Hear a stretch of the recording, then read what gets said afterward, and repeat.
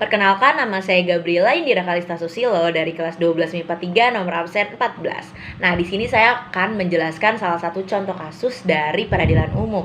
Nah, salah satu contoh kasus yang akan saya jelaskan ini itu adalah kasus atau perkara pelanggaran hak paten yang digugat atau dilayangkan oleh perusahaan N kepada perusahaan B melalui Pengadilan Negeri Jakarta Pusat.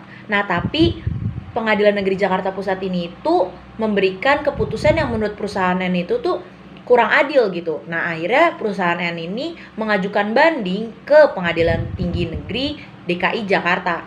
Nah, akhirnya Pengadilan Tinggi Negeri DKI Jakarta ini memberikan keputusan untuk mengabulkan permohonan dari perusahaan N, sehingga akhirnya perusahaan B pun harus membayar denda kepada perusahaan N.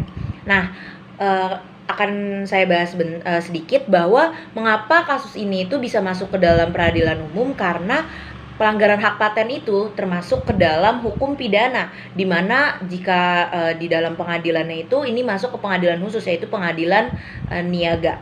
Nah, dari kasus di atas ini juga kita bisa belajar bahwa saat kita belum kayak menerima keputusan dari pengadilan negeri itu, kita bisa juga mengajukan banding ke tingkat yang lebih tinggi lagi.